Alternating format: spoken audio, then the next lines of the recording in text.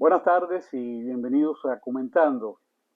Ante todo, quiero dar las gracias a los televidentes que nos han escrito o nos han llamado para darnos a conocer sus opiniones y han celebrado la calidad del programa, sobre todo de los invitados.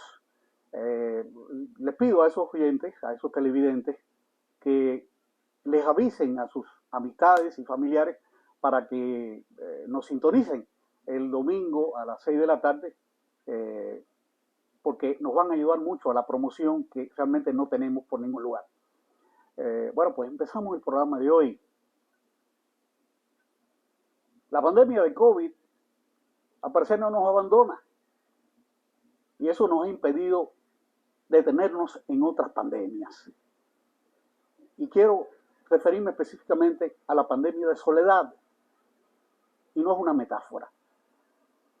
Según estudios, la mitad de los estadounidenses dicen sentirse solos. Y esto se agrava en el caso de las personas de más de 65 años. Es una enorme paradoja la de nuestros días. En un tiempo de hiperconectividad, de comunicación instantánea, de redes sociales, nos sentimos más solos que nunca. Mientras más conectados, más incomunicados. Y la pandemia de COVID solo hace agravar esta situación. Para hablar del tema de la soledad entre los mayores de 60, 65 años, nos acompaña el doctor Julio César González, quien antes estuvo en este programa. Doctor González, bienvenido a Comentando y bueno, un gusto tenerte nuevamente en el programa. Muchas gracias a ti, Emilio, por darnos esta magnífica oportunidad de estar aquí, compartir contigo este espacio. Sí, cómo no, ahora con tu permiso voy a darle algunos datos a los televidentes acerca de tu trayectoria profesional. El doctor en Ciencias Psicológicas, Julio César González Morales, es especialista en temas de comunicación, organización del trabajo y turismo. Docente e investigador en diferentes instituciones de educación superior en Cuba y México. Analista y consultor, es autor de 2 libros y coautor de varias obras. Ha publicado decenas de artículos en revistas científicas, también ha participado con ponencias y conferencias en eventos internacionales y es miembro del Sistema Nacional de Investigadores de México. Ahora sí, empezamos con el cuestionario y con preguntas que quiero hacerte. Desde el punto de vista de la psicología, ¿cómo se define a la soledad? Bien, bueno, gracias por tu presentación bastante exhaustiva, considerando el tiempo. Eh, para poder aquilatar la dimensión real de la soledad, habría que empezar diciendo que somos seres sociales. Somos seres gregarios que necesitamos mucho de la comunicación con el resto de las personas, ¿verdad? Nos alimentamos espiritualmente de esa comunicación con las personas. Entonces, pudiéramos decir, hay muchas definiciones, en psicología hay muchísimas definiciones de lo que es la soledad, pero bueno, pudiéramos tratar de integrar esas definiciones diciendo que es un estado emocional de insatisfacción, justamente de esa necesidad de comunicación con los semejantes, ¿no? Es ese estado de insatisfacción, de esa necesidad, que es una necesidad importante, pues es la que produce ese estado de soledad, esa carencia, ese vacío, que se caracteriza, está asociada, podemos decir que está asociada a sentimientos tales como la angustia, el miedo, la tristeza, el desamparo, el dolor, la inseguridad. Eso es básicamente lo que pudiéramos decir. Aquí hay una diferenciación, por ejemplo, entre la soledad como estado psicológico, como estado mental, como estado emocional, digamos, el aislamiento, que es un concepto más físico. Se puede estar aislado y no experimentar la soledad, ¿verdad? Se puede estar en compañía de muchas personas y sentirse profundamente solo. Y también, bueno, la soledad hay muchos tipos, se clasifica de muchas maneras, pero nos gustaría puntualizar en una clasificación de 2 tipos de soledad. Una soledad que es impuesta, no deseada, ¿ya?, que es la más nociva, ¿verdad? Y otra soledad que puede ser incluso buscada, que es muy positiva, que es muy beneficiosa incluso para la salud y para el bienestar mental. No, gracias por tu explicación. Antes de entrar en el otro tema, quisiera brindar una serie de datos sobre la soledad. Según una encuesta de la institución AARP Foundation a United Health, las 2/3 partes de los adultos dijeron que sienten aislamiento social. Y este es otro dato, como algo curioso. En Inglaterra fue creado en el 2018 un ministerio de la soledad. Pero lo más interesante también es que en Japón fue creado este mismo año otro ministerio de soledad, lo que nos indica la gravedad del problema. El objetivo en ambos casos es enfrentar la creciente tasa de suicidios, reducir la soledad y el aislamiento social de la población. Entonces, ahora quiero preguntarte lo siguiente. Si bien la soledad afecta, desde luego, a todos los grupos etarios, gente de todas las edades, de todas las razas, de todos los estatus sociales, ¿por qué se ceba especialmente en los mayores de 65 años? Bueno, es cierto, la soledad no es privativa de los adultos mayores, no es privativa de ellos, pero sí es un padecimiento frecuente y sí, pudiéramos decir así como tú lo dices con tus palabras, se ceba justamente a los mayores. Hay una serie de condicionantes de este fenómeno. Tenemos que pensar, por ejemplo, que cuando entramos en la edad del adulto mayor, después de los 60, según la Organización Mundial de la Salud, se consideran ya adultos mayores. Los mayores de 60, es una etapa de la vida difícil en el sentido en que ya la persona ha perdido a sus abuelos, por ejemplo, ¿no? Ha perdido a sus abuelos, ha perdido a sus padres. Entonces ha tenido una pérdida de lo que es su primer círculo de compañía. Y en ese sentido, aunque ya a esas alturas, por supuesto, ya uno tiene familia, otra nueva familia creada, pero ya esa pérdida se siente durante el resto de la vida y se experimenta como soledad. También aquí coincide algo, que es el fin de la etapa laboral. Ya cuando cortas la etapa laboral, de repente se pierde ese vínculo y hay un vacío ocupacional. De repente el adulto mayor se siente que tiene todo el tiempo del mundo, ¿no? Incluso algunos no saben todavía qué hacer con él. Y entonces no solamente se pierde la ocupación, sino también se pierden las relaciones que tenemos, vínculos relacionales de amistad, de trabajo, de compañerismo con los que fueron nuestros compañeros de trabajo. Se siente uno inservible ya, ¿no? No necesariamente, justamente por eso vamos a ver, ¿no? que es necesario aprender a envejecer. Si te tomara por sorpresa, Emilio, la adultez mayor, entonces sí, ojo, si nos toma por sorpresa, entonces sí corremos ese riesgo de que nos perdemos y no sabemos a dónde ir. Pero si tomamos medidas con tiempo y aprendemos y vamos aprendiendo paulatinamente desde antes de envejecer, vamos entrando en esa edad sin apenas a veces darnos cuenta. Pero bueno, además de esto, además de lo que yo le llamo, digamos, soledad endémica, ¿no? Que tienen los ancianos por esta familiar, también empiezan a acompañar, empiezan o continúan acompañándola con más significación determinadas enfermedades físicas y a veces también mentales, que complican los síntomas de la soledad. Y acuérdense que la soledad está asociada a discapacidad también. Empezamos a no siempre estar asociada a discapacidad, pero pudiera aparecer cierto tipo de discapacidad. Por otra parte, también esta esquizofrenia social, yo le llamo, ¿no? que también nos margina de alguna manera. Ya saliste, ya no trabajas, ya no estás vinculado, ya eres un ser libre por ahí, ¿no? Y entonces la sociedad margina a las personas mayores un poco, ¿no? Nos margina un poco y a veces los tilda de inútiles, ¿no? Como bien tú decías, y entonces se cae en el olvido y en la falta de agradecimiento. Tú sabes que ahora eso me lleva a pensar en el contraste entre lo que tú estás explicando y este culto a la juventud que existe al menos en los países occidentales. Es decir, que se nos mete por todos los sentidos, se nos mete la idea de que el mejor estado posible del ser humano es ser joven. Y todo está puesto en función, hay toda una industria que está pulsando nuestros deseos para que aparentemos ser joven, para que luzcamos más jóvenes. Imagínate tú esto confrontado con la realidad de la vejez.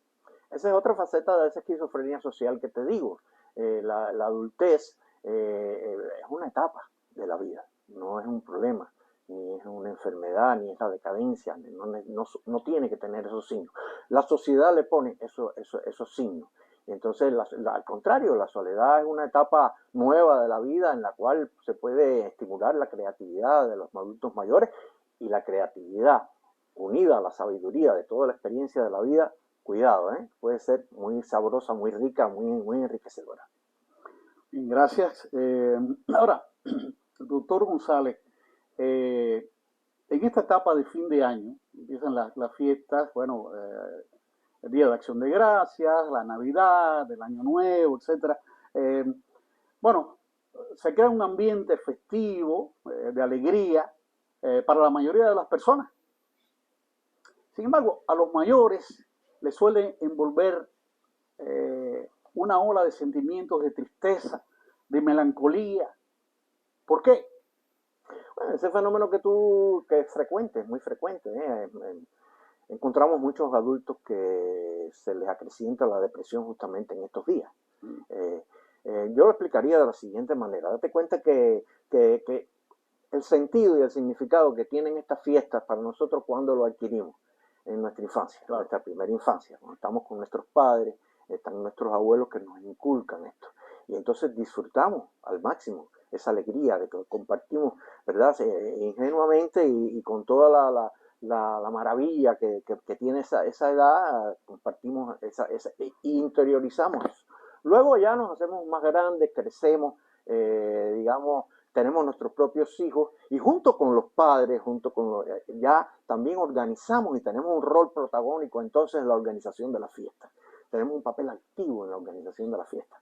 Sin embargo, ya cuando entramos en la edad del adulto mayor, pues entonces los hijos nuestros, que ya son hombres y mujeres y tienen sus propias familias, sus propios hijos, pues un poco nos apartan, nos relevan del protagonismo que teníamos antes.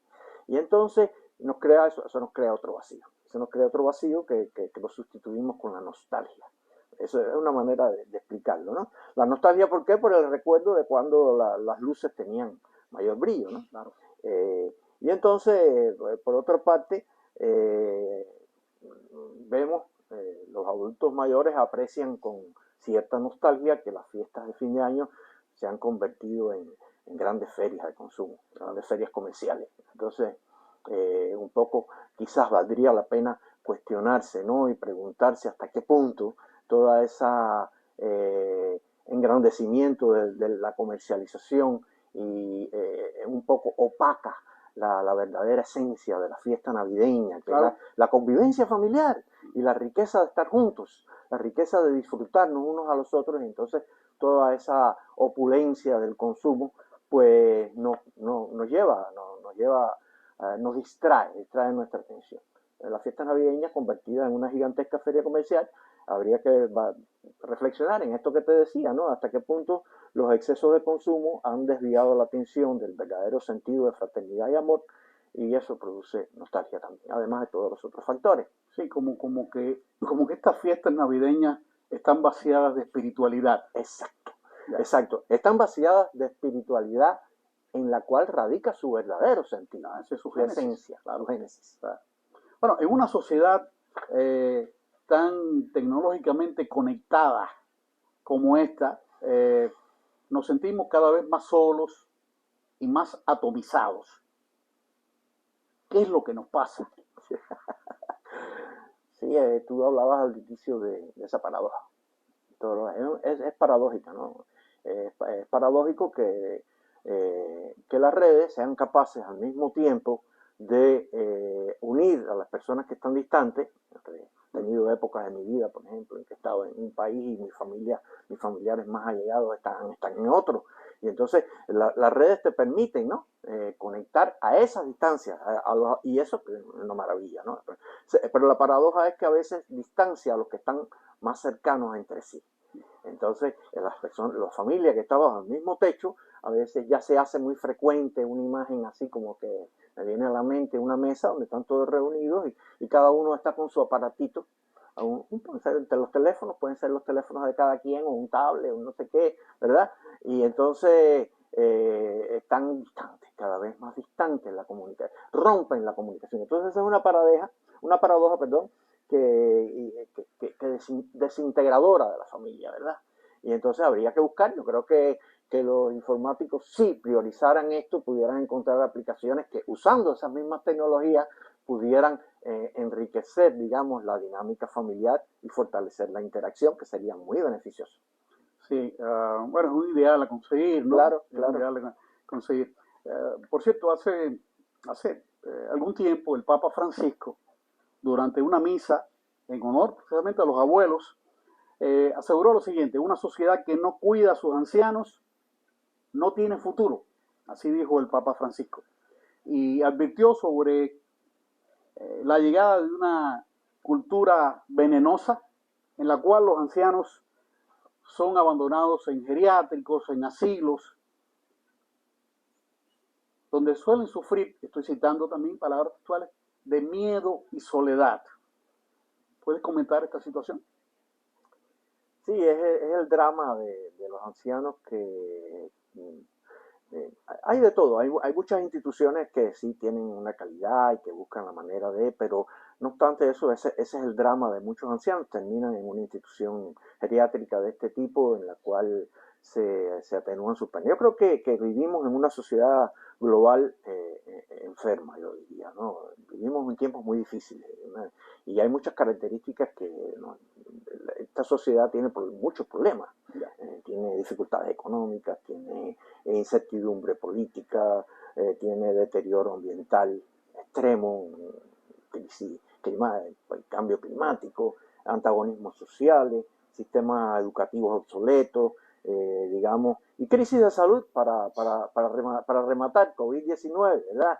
En una situación pudiéramos decirlo, no quiero ser demasiado exagerado, pero muerte galopante, la muerte anda a estar cercana a nosotros siempre, ¿verdad? Entonces, digamos que los gobiernos, la familia y las personas tienen muchas cosas, muchas prioridades, ¿no? Tienen muchas prioridades. Lamentablemente el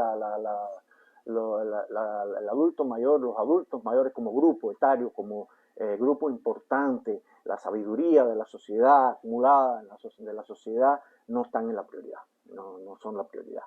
Entonces eso nos lleva a un futuro incierto. Los ancianos son considerados el pasado, ¿verdad? Los ancianos, ese es el pasado, ya lo de ellos pasó, su momento pasó, son una carga para el presente. Muchos lo ven así. Ya no sirvieron, como dice la canción de Serrat. Ya no sirvieron, la canción de Serrat, que efectivamente se usa y se tira, ¿no? Se usa y se tira, se aplica también a los seres humanos como se puede aplicar a cualquier objeto material. Y entonces todo esto forma parte de esa cultura venenosa que hace alusión el Papa Francisco. Y entonces las capacidades espirituales humanas se han perdido. Las capacidades espirituales humanas, como por ejemplo el cuidar, el agradecer, el servir, el ayudar. Fíjate cuántas cualidades hemos tenido y cuántas hemos ido perdiendo. Dar, respetar, escuchar, ¿verdad? Como dice un filósofo catalán, Francesc Torralba, que vivimos en un desierto espiritual. Esperemos que la lección de la pandemia nos ayude a recuperar esas cualidades. Yo pudiera añadir a tu explicación lo siguiente, y es que por circunstancias de la vida tuve la oportunidad de visitar varios de estos asilos de ancianos, algunos, como tú dices, muy bien atendidos, otros no tanto, pero lo interesante es que en cualquiera de estos lugares encontraba siempre casos de ancianos cuyos hijos no los atendían, no los iban a ver, y esas personas se morían de tristeza en todas las etapas del año, no solamente en Navidad. Pero yo diría que esta soledad no solamente se experimenta en los asilos de ancianos, sino hay muchos ancianos que viven en sus apartamentos, solos, en sus casitas, a veces con su pareja, a veces han enviudado y viven solos. Es una situación terrible. Ya entramos en la parte final, en la tercera eh, parte y final del programa. Quisiera enfocarme ahora en las posibles soluciones, ¿no? Por ejemplo, según una investigación del 2016 del Observatorio de la Universidad Católica Argentina, 1 de cada 3 ancianos carece de amigos íntimos. 7 de cada 10 personas mayores no se reúne habitualmente para desarrollar actividades recreativas o lúdicas. Y solo 1 de cada 10 personas mayores participa en clubes sociales o deportivos. Este panorama me parece que podría ser común a otros países. No sé qué tú piensas, pero lo más importante, ¿cómo cambiarlo? Es decir, ¿es posible cambiar eso? Es una pregunta difícil de responder. Mira, por un problema de postura filosófica ante la vida, sí es posible. Me explico, pero es un problema bien complejo, es un problema global, es un problema complejo, un problema de muchos factores que actúan en el sistema, juntos. O sea, son una dinámica sistémica que lo condiciona, los condiciona. Por lo tanto, las soluciones, pienso yo que se exigen medidas, soluciones de este tipo también. Son medidas muy complejas, muy globales. Hay quienes hablan de la necesidad para enfrentar este tema de la pandemia, que es un problema global. Ayer empezó en Sudáfrica la nueva variante del coronavirus y ya está en casi todo el mundo, ya esto ha estremecido a todo el mundo y a muchos países, todo el país. Es decir, hay un fenómeno global que exige, según algunos pensadores, exige una, visión global, una visión global y medidas globales, medidas de colaboración, medidas de integración, una especie de gobernanza, digamos, global. ¿Estás hablando de un gobierno mundial? No un gobierno mundial, pero sí una colaboración suficiente entre gobiernos, un apoyo más incondicional, más humano, digamos, entre gobiernos, sin que medien tantas barreras, digamos, de tipo económica o de tipo política o de tipo ideológica o de otro tipo. Haría falta más esta mirada global. Pero bueno, en efecto, ya habríamos hablado de algunas características del adulto mayor que lo hacen, que no pueda participar, ¿no? Hay disminuciones en sus funciones, en fin, todas esas cosas, pero digamos que al final las soluciones serían a largo plazo siempre. ¿Tus propuestas, las tuyas, cuáles serían? Bueno, mira, yo pienso para algunos caminos, yo te lo vería en 4 caminos específicos. Yo hablaría primero del autocuidado. Yo creo que hay que hacer una labor con los mismos, de preparación, de aprendizaje y de preparación del arte de envejecer. Ah, muy bien eso. Del arte de envejecer. Es decir, formación, que pasa por el autocuidado, pasa por aprender a envejecer, pasa por enseñarle y aprender a construir y reconstruir de continuo el proyecto de vida, darle cada vez un nuevo sentido a la vida. Ese sería un primer aspecto que depende de los propios ancianos y de las propias instituciones que apoyen este camino, ¿verdad? Ahora, otro camino sería sensibilizar a la familia. La familia, decía anteriormente, no son la prioridad y es necesario que se conviertan de alguna manera en la prioridad o en una de las prioridades, no necesariamente la única. Pero sensibilizar a la familia y a toda la sociedad sobre la problemática del envejecimiento, eso sería una buena cosa porque no vemos la actitud más favorable. Y una tercera sería el fomento de la iniciativa social, de toda la sociedad y hacia el cuidado, la solidaridad y el cuidado, dos aspectos importantes, pero la iniciativa social. Y la cuarta que yo ubico sería el establecimiento, el fortalecimiento, el desarrollo, el hacer más efectivos políticas de los gobiernos orientadas a mejorar la calidad de vida del adulto mayor. Yo las pondría en esas 4 dimensiones. Que esos gobiernos, me imagino que tú estés tomando en cuenta que esos gobiernos, cuando te refieres a gobiernos, llega hasta la escala del Estado, en el caso de Estados Unidos, la escala estatal y la escala condal y la escala también citadina, es decir, de las ciudades. Porque cada uno de estos niveles tienen, digamos, estructuras y financiamiento para desarrollar ciertos programas sociales. Y lo que se nota en todos estos objetivos que tú estás proponiendo, que yo lo suscribo 100%, es que lo difícil es encontrar las instituciones que apoyen la consecución de esas metas.